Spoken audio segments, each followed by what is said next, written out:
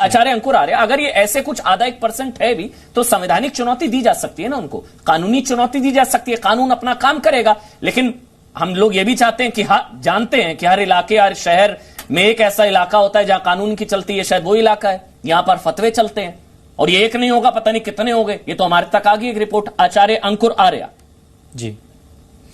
अमन भाई, सबसे पहले आपका बहुत बहुत धन्यवाद। और आपने जो पूछा है, संगीत रागी जी जो बात कह रहे हैं वो 100% सही है और उसका कारण है उम्मत को आपको समझना होगा कि आप धरती के किसी भी कोने में क्यों ना रहते हो, लेकिन आपके साथ में कॉन्सेप्ट हमेशा साथ रहता है, वो होता है उम्मत का।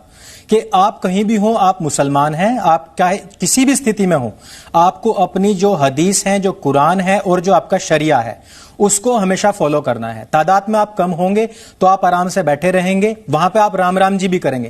तादाद बढ़ती चली जाएगी तो वैसे वैसे इनकी स्थितियां बदलती चली जाएंगी।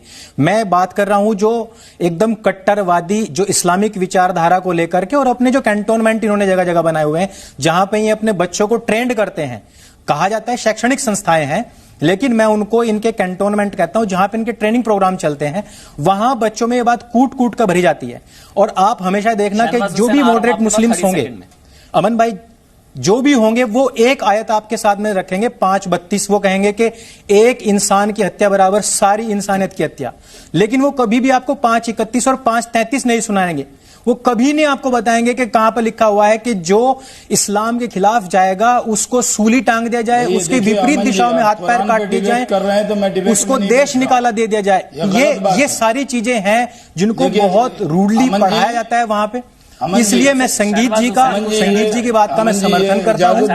बिल्कुल सही कह रहे हैं शाहनवाज हुसैन, कहिए आप। नहीं जी अमन जी, मैं मुसलमान हूं, बीजेपी का प्रवक्ता हूं, मैं कुरान और हदीस को मानता हूं, और मुझे चाहे वो एपीजे अब्दुल कलाम हो या वीर अब्दुल हमीद हो या तारिक फतेह हो या मैं हूं, हम डिबेट करने कुरान पे नहीं बैठे।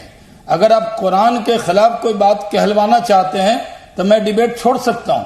ये हमारी मैं ये कहना चाहता हूं, ये खिलाफ नहीं है, ये खिलाफ नहीं है, ये पॉइंट है, इस पर आपको बात करनी चाहिए, सबको बात करनी चाहिए। नहीं, ऐसे नहीं बात है। नहीं, ये इस तरह की मैं एक बात जो कुरान में, मैं मुसलमान हूं, मैं बीजेपी में काम करता हूं, मुझे तो कहीं पर भी ये ट्रेनिंग नहीं दी गई है। मुझे तो कुरान में मैंने ये पढ़ा है, लकुम दीनुकुम वलिय दीन, तुम्हारा दीन तुम्हारे लिए, मेरा दीन मेरे लिए। मैंने सभी के लिए बात नहीं कही है, मैंने कहा है कि जो इस तरीके की, देखिए आप तो शहनवाज जी, मैं सभी ने आपसे एक बात आपने यहाँ फतवे का विरोध किया है, आपने फतवे का विरोध किया खिलाफ।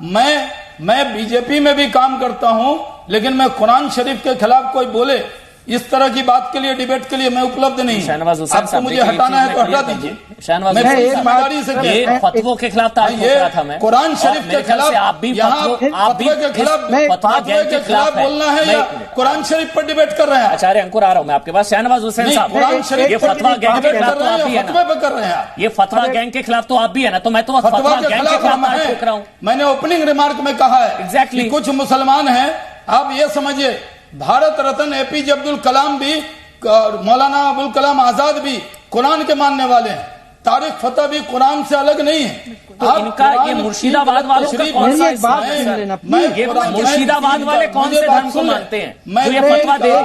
मैं कुरान सुन लीजिए, ये फतवा वाले कौन सा धर्म मानते हैं सर? मैं ये मानता हूं कि मेरा जी, ये फतवा वाले, मुर्शिदाबाद वाले जो फतवा जारी करते हैं, ये भी तो इस्लाम का नाम लेकर ही फतवा जारी करते हैं। गलत इस्लाम की गलत व्याख्या कर रहे हैं, इसके लिए इस्तेमाल करते हैं इस्लाम। वो जो फतवा वाले लोग हैं, वो इस्लाम की गलत व्याख्या कर रहे हैं, वो इस्लाम के नाम पे कलंक हैं, जो इस तरह का फतवा दे रहे हैं और जो बचाते हैं वो जो मौलवी हैं, जो मौलाना हैं, उनके खिलाफ ये मुल्क संविधान से चलेगा।